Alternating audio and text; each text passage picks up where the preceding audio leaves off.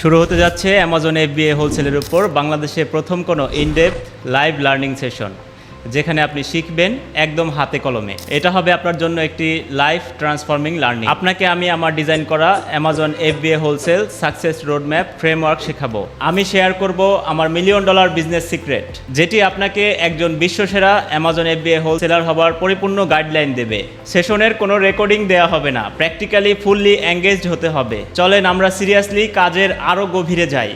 আপনাকে দিয়ে আমি আগামী 1 মাস বিজনেস করব, পারবেন? চ্যালেঞ্জ ছুড়ে দিলাম আপনাকে। আপনি জানেন কেন 90% সেলার অ্যামাজন বিজনেসে ব্যর্থ হয়? শুধুমাত্র থিওরি, কোর্স এবং ভিডিও দেখে অ্যামাজন স্কিল শেখার জন্য ট্রাই করে।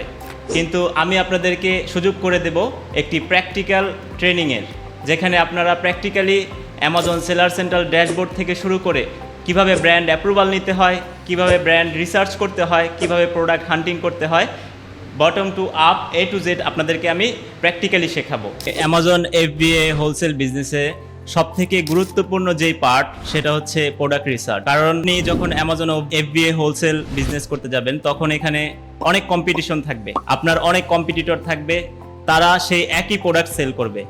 আপনি যেই ব্র্যান্ডের প্রোডাক্ট সেল করবেন, সেও একই ব্র্যান্ডের প্রোডাক্ট সেল করবে। এর জন্য প্রোডাক্ট রিসার্চে আমরা একটি নির্দিষ্ট ক্রাইটেরিয়া ফলো করি। প্রত্যেকের আলাদা আলাদা ক্রাইটেরিয়া থাকে, ঠিক তেমনি আমারও একটি আলাদা ক্রাইটেরিয়া আমি নিজে তৈরি করে রেখেছি। আপনাদেরকে আমি শেয়ার করতে পারি আমার প্রোডাক্ট রিসার্চ আমি কিভাবে করি। যেমন আমি প্রথমে যখন অ্যামাজন এফবিএ হোলসেল প্রোডাক্ট রিসার্চের জন্য ট্রাই করি, তখন আমি আমার যে নির্দিষ্ট ক্রাইটেরিয়া, আমি প্রথম প্রোডাক্ট চুজ করি যে প্রোডাক্টের প্রাইস হতে হবে মিনিমাম $30 থেকে $25, এর থেকে বেশিও না বা এর থেকে অনেক কম তাও না। তো $30 থেকে $25 আমরা প্রাইস এটা সিলেক্ট করি। তারপরে আমরা সিলেক্ট করি এই প্রোডাক্টে মিনিমাম রেটিং থাকতে হবে 4.5 অথবা 6।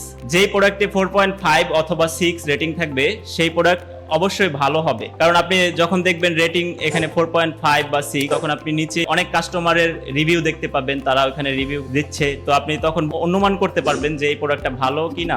আমরা নির্দিষ্ট একটি বিএসআর দিয়ে একটা প্রোডাক্টের সেলস নির্বাচন করি। অ্যামাজন এফবিএ হোলসেলে প্রোডাক্ট সেলস র্যাঙ্ক আপনি যদি বের করতে যান, তাহলে আপনাকে বিএসআর সম্পর্কে ধারণা থাকতে হবে। বিএসআর মানে হচ্ছে বেস্ট সেলার র্যাঙ্ক। আপনার স্কুলে যেরকম আমাদের রোল নাম্বার থাকে, যার রোল 1 থাকে সে সব থেকে ভালো স্টুডেন্ট হয়, যার রোল 20 থাকে সে বেশি একটা ভালো স্টুডেন্ট না। ঠিক একই রকম ভাবে অ্যামাজনের প্রোডাক্টগুলো আমরা বিএসআর দ্বারা নির্বাচন করি। যেমন অ্যামাজনে যেগুলো খুব ভালো সেল হয়, সেগুলো হচ্ছে আপনার বিএসআর কম থাকে। যেই প্রোডাক্টের বিএসআর অথবা সেলস র্যাঙ্ক 1, সেই প্রোডাক্টটা নিঃসন্দেহে একটা উইনিং প্রোডাক্ট। এরপরে আমরা প্রোডাক্ট রিসার্চের ক্ষেত্রে ওই প্রোডাক্টের আরো গভীরে ঢুকি। আমরা কিপা অথবা হেলিয়াম 10 এর মাধ্যমে আমরা সেই প্রোডাক্টের 90 ডেজ হিস্টোরি দেখি, যে এই প্রোডাক্টের সেলস কিরকম ছিল এবং এটার ভিতরে প্রাইস ওয়ার কিরকম হয়েছে, 90 দিনের ভিতরে কারা কারা এই প্রোডাক্টটা সেল করলো, এবং অ্যামাজন থেকে কোনো রেস্ট্রিকশন আসলো কিনা, এগুলো সবকিছু আমরা বিভিন্ন টুলসের মাধ্যমে আমরা চেক করে থাকি। একটা প্রোডাক্ট রিসার্চ আপনি ভালোভাবে করতে পারলে